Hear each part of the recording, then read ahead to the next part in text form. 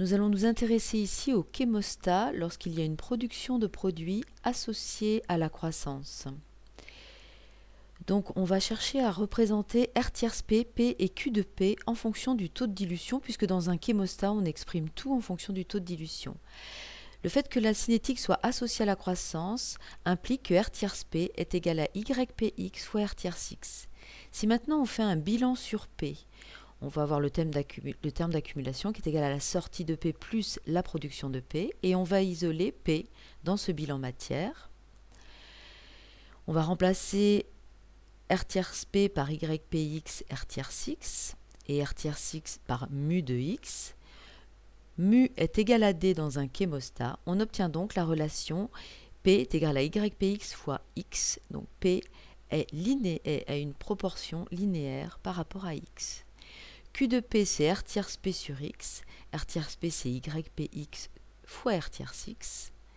On a donc une relation de proportionnalité entre Q de P et D. On va donc ainsi pouvoir représenter ces différents termes en fonction de D, connaissant déjà l'allure de X et de R tierce X en fonction de D. En effet, comme P est proportionnel à X, P va avoir exactement la même allure que X en fonction de D. R tierce P est proportionnel à R tierce X. R tierce P a donc la même allure que R tierce X et Q de P est linéaire par rapport à D. Donc, à l'état stationnaire où D est égal à dm, on aura bien R tierce X qui est maximum, ainsi que R tierce P qui est maximum. Par contre, la concentration en produit pour cet état stationnaire ne sera pas maximum.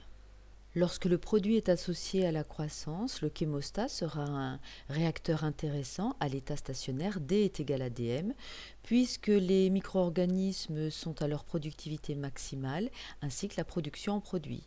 La concentration en produit, elle, n'est pas maximale, donc ce cas de figure sera intéressant pour les produits qui ne seront pas chers à extraire, faciles à extraire, comme notamment les acides organiques. Donc il se trouve effectivement qu'un certain nombre d'acides organiques, tels que l'acide citrique, sont produits par chémostat. Dans le cas où le produit n'est pas associé à la croissance, eh bien les allures de P, R tierce P et Q de P en fonction de D seront toutes différentes. Donc, dans ce cas-là, R tierce P est égal à bêta X. La production de P est proportionnelle à la concentration en biomasse. Bêta est finalement égal à QP. P sera, grâce au bilan matière, égal à R tierce P sur D. On remplace R tierce P par bêta X. Et Q de P est égal à bêta. Donc, on a ici nos trois relations qui vont nous permettre de tracer P, R tierce P et Q de P en fonction de D. On a vu que l'expression de P est une relation fonction de X mais divisée par D. Donc l'allure de P sera la suivante, c'est-à-dire une allure de P bien en dessous de l'allure de X en fonction de D. Par ailleurs, R tierce P est proportionnel à X, donc R tierce P a exactement la même allure que X. Q de P est constant puisque Q de P est égal à bêta.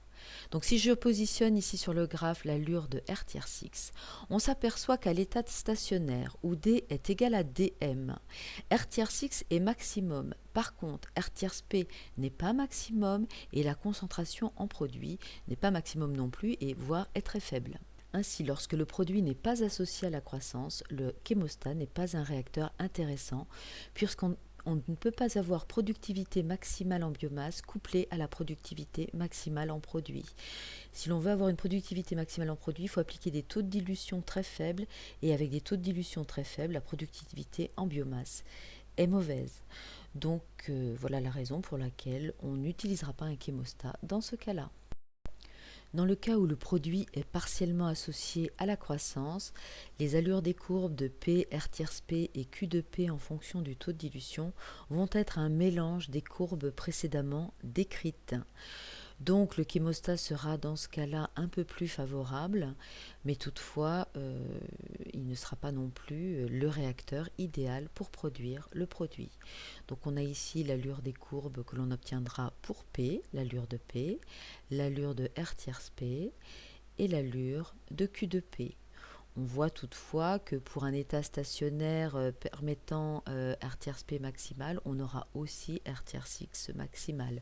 Donc le chémostat est tout de même plus adapté que dans le cas précédent pour ce cas précis.